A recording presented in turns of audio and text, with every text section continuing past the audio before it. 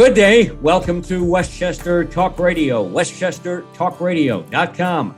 I'm John Marino. We are produced by Sharc Creative. We are made possible by Robeson Oil, the house that service built. By, also to Michael Labriola, landscape design and construction of Armonk. Also by Hightower Westchester, managing your wealth to a fiduciary standard. And by Jaguar Land Rover of New Rochelle, White Plains, and Mount Kisco. We are joined here on the Cup of Joe political show by 92nd Assembly District Assemblyman covering the towns of Greenburgh and part of Mount Pleasant, Tom Abinanti. Tom Abinanti has been in office as a state assemblyman since 2010. He has been in elected office around Westchester since back in the late 1980s, and he was on the county board for many a year before heading off to the state assembly. Tom Abinanti, the budget is done. Had we spoken a few days ago, the budget would have been our first topic, obviously, but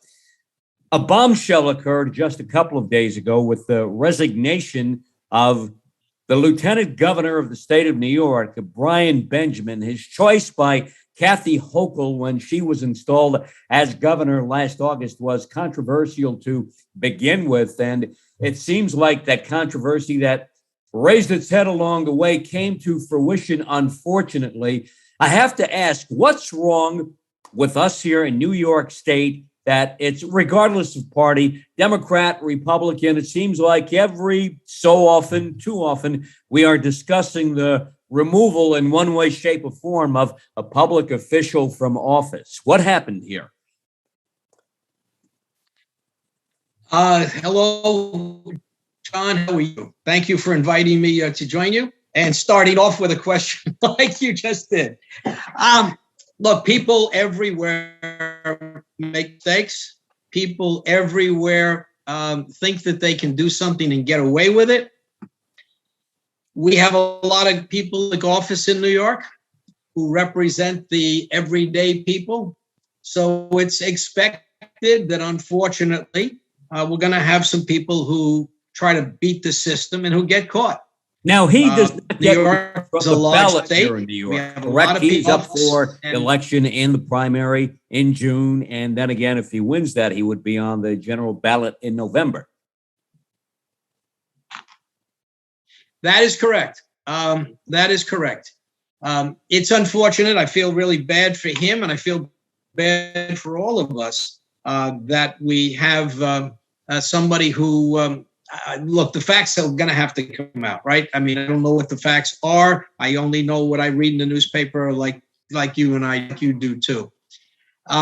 It appears that he was implicated in some kind of a scheme to beat the system, to try to come up with campaign contributions which were not valid so that they could be matched by the City of New York public finance system. Right, when he ran for control I think, last year.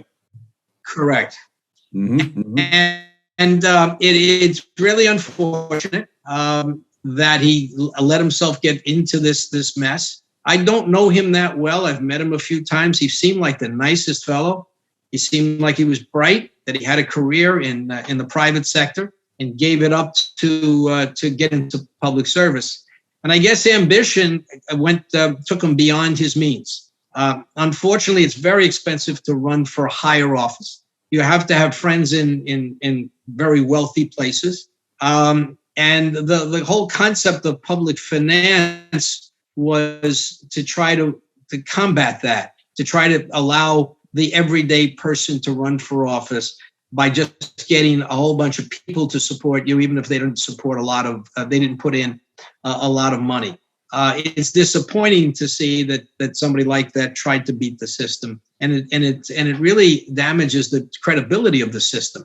I support public financing. I'm not wealthy. It doesn't apply in the state assembly this year. It'll apply next time. And I will tell you, it's very difficult to raise the money necessary to run for office. It makes it a lot easier for the rich people who can just finance their own campaigns, or who have rich friends who can then contribute. Look, as somebody said the other day, if the governor appoints somebody else, we will have had 3 lieutenant governors, 2 governors, and no elections. in the space of 1 year. And that's unfortunate. It's a sad commentary. There's not much more I can say than sit by and watch. I subscribe to the belief that a person is innocent until proven guilty. So you notice I'm not convicting him on the radio. It just looks pretty bad. It does look pretty bad. The feds usually don't go after somebody unless they have the evidence. But on the other hand, there have been situations where high-profile politicians in New York have been indicted, and then it turns out the proof wasn't there. It didn't show that they were guilty. Which leads to my next question. I think there's having I guess we have a Mulligan system, and this is why he stays on the ballot, that if the process plays out in time for the general election next November, and he's already won in the primary, which he could because he's going to be on the ballot. If the process plays out between now and November and he's proven innocent by then, he can be reelected right back to the post that he just stepped down from. I know it's a roundabout way too. Yes, that is true. But at least you get vindicated. Exactly. But it's unlikely that he would get elected with this hanging over his head. The primary election is only a couple of months away, June 28th, and it's really unlikely that the voters are going to select him. It's hotly contested. In fact, I think people are probably trying to find a way to get him off the ballot. While he can resign from lieutenant governor, the New York law is such that you cannot resign from a nomination. Actually, a designation. Once your petitions are filed, you can't resign, and you have to go to the primary. There's only 3 ways out. One is die. I don't think he considers that an option. 2 is move out of the state. And 3 is run for another office. So it is possible that the Democrats find a small judgeship somewhere in an area where he could never win and get him that nomination. It's also possible that he moves out of the state. That's up to the federal court whether they'll let him leave the state and go somewhere else. But it is possible for him to do that, and then the Democratic Party would have to choose a replacement for him to run in the Democratic primary in June. Mm-hmm. There is some talk he might move to Virginia or Georgia, that he might be setting something up in one of those states and kind of get himself out of the way that way. You touched upon an important topic about redistricting. You alluded to that, and what's going on in the courts with that, and the courts thrown out the redistricting program, the process that was... Yeah, we were talking about that before we went on the air. Yes, the Assembly and the Senate, when the Redistricting Commission failed to give us a plan, then what about passing its own plan to redistrict Congress, the Assembly, and the State Senate? Under the law, there is a redistricting commission that is supposed to give us a plan. If we reject it, then they're supposed to give us another plan. And then there's a whole process as to what happens if we accept or reject that second plan. They never gave us a second plan. And we were under a very tight time schedule because we need to have the petitions circulated and filed. And now that's been done. That was completed a week or 2 ago now. The primary is June 28th. So you have to have everybody, there has to be time for court suits and all of the other stuff. Right. And you said a moment ago specifically about the primary being in June. So that led to this question, obviously. Correct. And will we have the primary in June based upon what's going on? Well, what happened was the Republicans, who are particularly upset with the redistricting for Congress, brought a lawsuit in upstate New York before a Republican judge, who then made a very strange ruling. While the Assembly was not named as a party in the lawsuit, they ruled that the Assembly, the Senate, and the congressional lines were defective and therefore should be thrown out. Now, this is after all of the petitions had been filed on the basis of those lines. It was appealed, and a stay was granted by the appellate division. And now it's in the hands of the appellate division as to when the appeal will be heard, if it's heard before June, and what would be the remedy if they agree with the court. It has happened in other places, and I think it happened many years ago in New York, where the redistricting plan was found to be faulty, but the election was held under the new lines, And then the courts gave the legislature a certain period to come up with a second set of lines to be used in a special election next year or 2 years hence. That has happened. What we're faced with is as the present lines that we represent, okay? Those are the lines from 10 years ago. That's the district that I still represent. Does not comply with one man, one vote. There was a very significant shift in population in New York. We lost a lot of population upstate. We gained a lot of population downstate. And in fact, the district just south of me in Yonkers is about 10, 15% over what is one man, one vote rules. So the new plan that was developed and passed actually extends my district down into Yonkers and eliminates a portion of the town of Greenburgh, which I've been representing for the last 10 years because of that shift. So it's very hard to justify running under the old lines, the lines that I presently represent. We need to have some kind of new lines so that you comply with the requirements of one man, one vote. Mm-hmm. And so it's hard for me to see that the judge's ruling would stand, and because there's just not enough time to redistrict. I would expect that, one, the plan that we approved will be approved by the courts, and two, if it's not, if there needs to be made some adjustments, that the adjustments would be minor and that they would apply for the next time there's an election. It's interesting that the Republicans in the Assembly actually voted for the lines because they were pleased with the Assembly lines. It is, in fact, a bipartisan plan. Wasn't created by a bipartisan group of people, but the Republicans in the Assembly were, by and large, pleased with the lines that they got. The Republicans in the Senate are not pleased with the lines that they got in the Senate, and the national Republicans have complained about the congressional lines, because the congressional lines under their count would produce too many, fair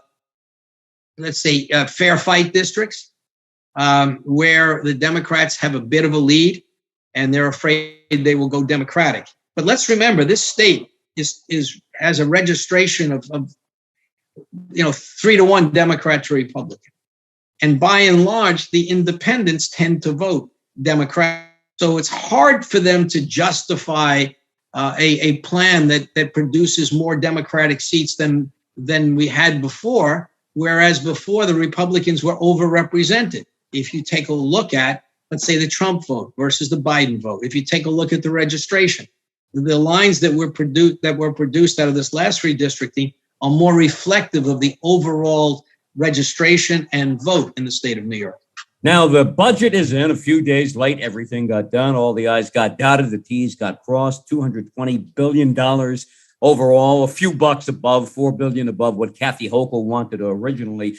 Does Westchester get enough bacon brought home in Governor Hochul's and the legislature's approved plan? Well, when you say bacon brought home, a lot of that depends on the ability of the members to be able to convince leadership that they have a problem that needs to be dealt with. We have some relatively senior members. I've been here for 12 years now. I'm in my 12th term. I've just gotten to the point where I am a senior member, I guess. And I would like to be able to build on that seniority to be able to bring things home for Westchester. I have managed over the years, been able to convince those who give out the money that we have some very good projects here in Westchester County that need to be financed. Working together, we got $1 million last year for our Westchester Arts Council. The arts are very important in Westchester County.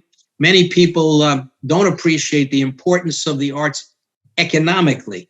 They may recognize that from an individual point of view, it's nice to not have to go down the Broadway, that you can go over to the Tarrytown Music Hall, or you can go to one of the theaters elsewhere. But they don't recognize that this is an economic engine as well. And so when we had the pandemic and the arts were closed down, restaurants suffered and other venues suffered.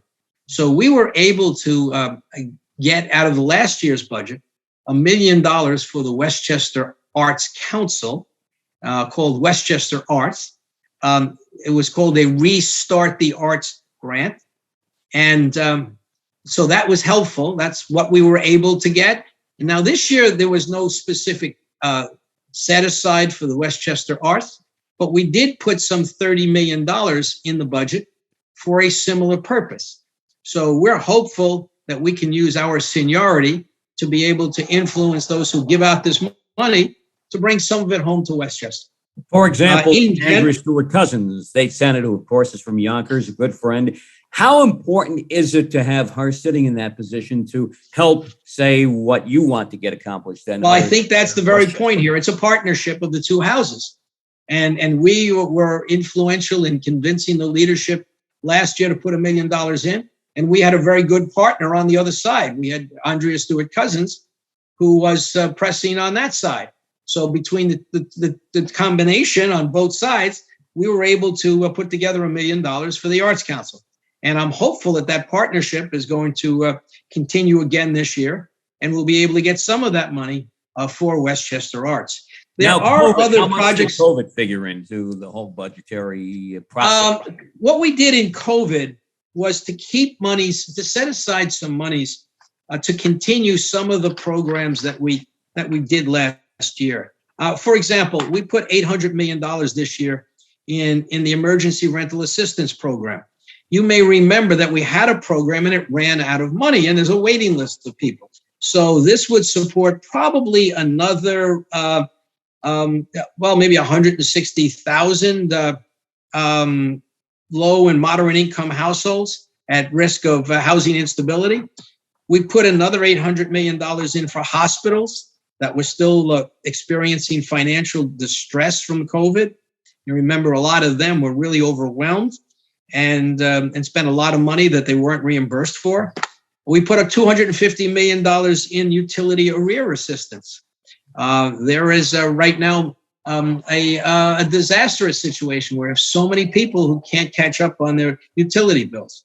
And then that means all of the other utility payers, all of the other rate payers will have to make up that. So we're putting $250 million in there to help out. We put $125 million in homeowner landlord assistance.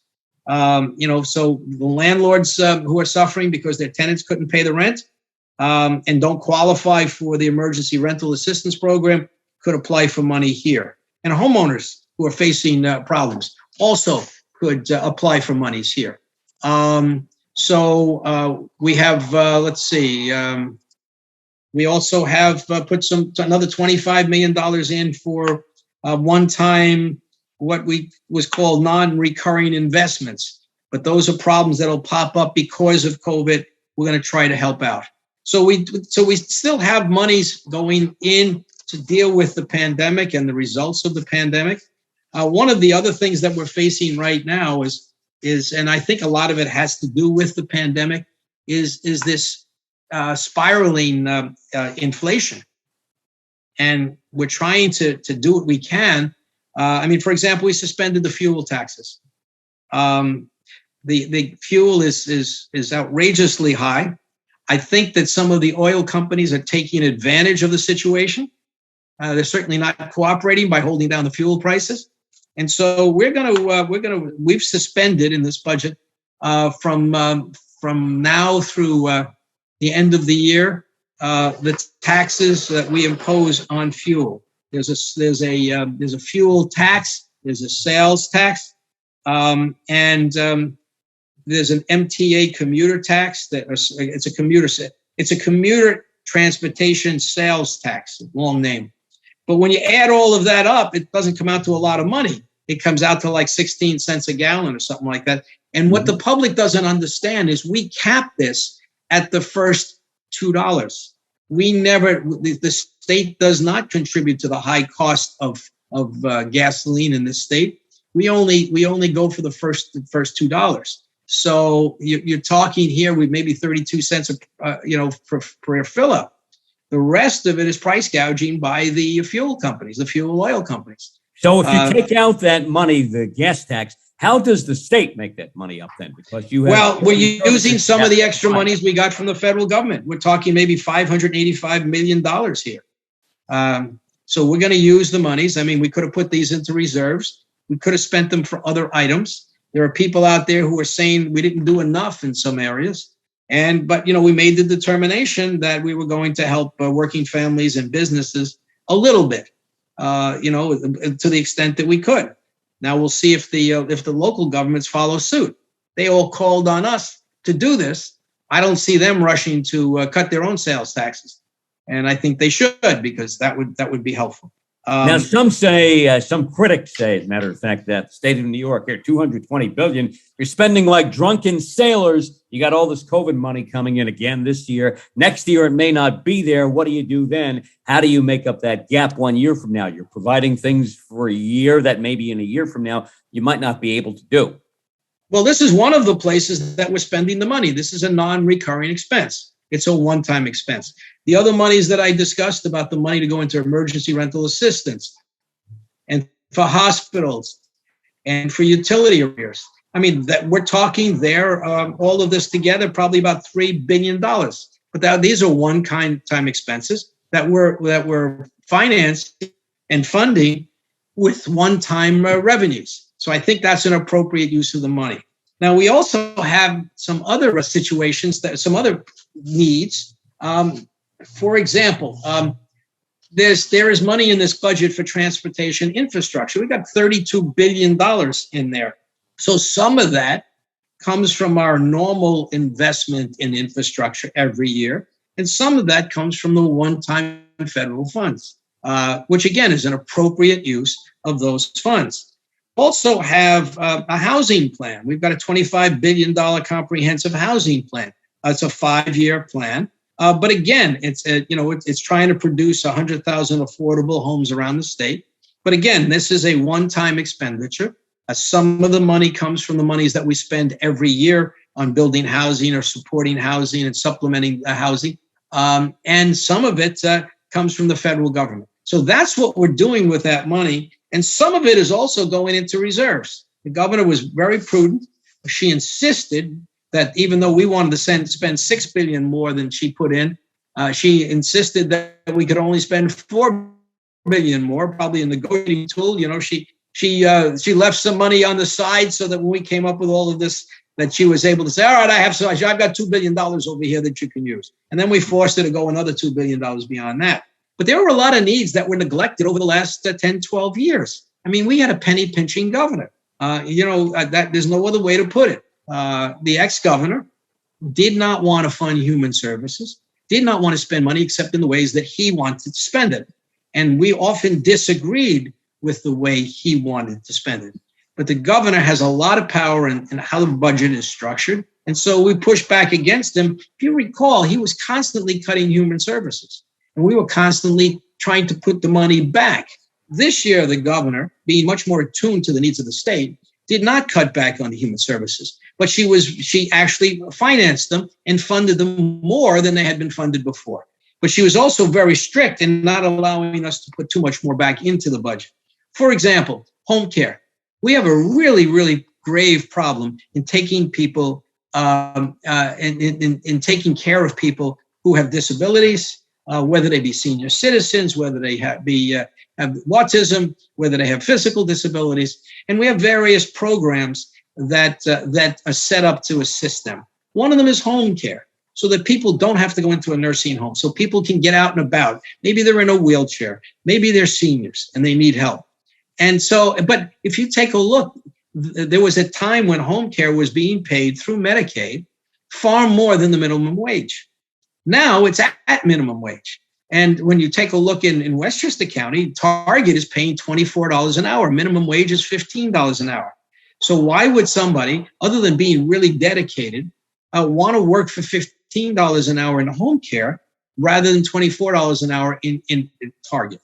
And Amazon is the same way. So it's only those who are really dedicated who are sticking it out, and we're not rewarding them. Giving them $15 an hour is not a lot of money. So what we tried to do was increase that 150%. We said, this is a tough job. This is not a minimum job. So they should not get paid minimum wage. It should be 150% of the minimum wage. We didn't get that. But 150% would have been, $7.50, right? I mean, half of $15. Right. Instead, what we got was $3. Now, I don't think that's enough, but that's what the governor wanted, and she pushed back really hard. And so that's where we ended up. The same thing is the governor suggested a 5.4% increase for all of the agencies, a cost of living increase for all of the agencies that provide the home care and provide services for people with disabilities, people who get home services and other services from the OMH, the Office of Mental Health. Again, we wanted to increase those 11%. I was leading the charge to do that, and the governor had and forget about a bonus the governor had proposed. So in other words, give people a permanent raise, not a small raise and a bonus, but give them a larger raise, which is permanent. And the governor pushed back on that, and we ended up with her plan of 5.4% plus up to $3,000 as a bonus. Now that's very nice in 1 year, but where are we next year? That doesn't go into the base. And so we're stuck with people getting paid, a 5.4% more than $15. That's not very much money. Now they will get the bonus up to $3,000, depending on what their salary was, how long they were working. But we're going to be starting all over again at the budget time next time at a very low wage. Tom Abinanti, 92nd District Assemblyman here in Westchester on Westchester Talk Radio, Cup of Joe political show. I'm John Marino, and Tom Abinanti, a couple of other key issues that you dealt with in the budget: childcare and education, kind of childcare / education is one, and the environment too, which I know is important to you. Yes, we put a lot of money into education, but it was necessary. We haven't been doing what we were supposed to do all along. We invested a total of $31.2 billion this year. That's $1 billion more than last year. And it included in here a $1.5 billion increase in foundation aid. So we invested more in education, and we directed it to increase foundation aid rather than some of the other places that the monies could be spent. That is very important. I noticed every one of my school districts in Westchester got a significant increase in foundation aid, which is very, very welcome. The other thing is we know that when a kid starts learning very young, they do much better in school and they do much better in the rest of their lives. This is a step forward. It's still not enough, but it's a step forward. We have a promise that over the next 2 years, we will increase the amount of spending by $300 million, which is what is needed. And that's the hope, and we're gonna keep pushing very hard to do that. As far as affordable childcare, it's not just childcare we need; it's quality, affordable childcare. We're putting almost $3 billion in over the next several years. That is really a big number. It's double what we've been doing in the past, and it's really, really a good accomplishment. We've even put more money in libraries this year, $5.5 million over last year. It's $99.6 million, almost $100 million. This is a place where we've always fought with the ex-governor. He did not see the need for New York to put money into libraries, and we were constantly pushing back. This governor recognized the need, and decided we should do it. As far as the environment goes, we upped the Bond Act. If you recall, we had approved 2 years ago a $3 billion Bond Act, but it didn't go to the voters because of the pandemic. We figured the governor's office figured that it would never pass in that environment. So we've now upped it to $4.2 billion, and we're putting it on the ballot in November. Hopefully the voters will vote for it. It will have money to combat climate change. It'll have money, almost, I think $1.1 billion for flooding, to try to minimize flooding risks and to help build resilient defenses against flooding. Now it's up to the counties. The counties and the local governments have to come forward with plans. We can't do the plans for them. You hear some people saying, well, the state should do this, the state should do that. It's a big state. The state can't be everywhere. We don't have that many staff. We don't have that much attention span. So we work in this state through the state, the county, and local governments. Each one of them has a piece. And it's up to the county. For example, in Westchester County, when I was a county legislator, I passed a law that set up a structure for Westchester County to respond to stormwater problems. And the county is supposed to do a study, a reconnaissance study of what the needs are, and then produce some plans so that the state can fund those. The county has done some of that work. It hasn't completed it. I am hopeful that they will be able to complete it before the Bond Act passes in November, so that right after the Bond Act passes, Westchester County can be first in line and say, okay, these are our plans. These are the problems that need to be solved. So these are the problems. These are the plans to fix them. Give us some money.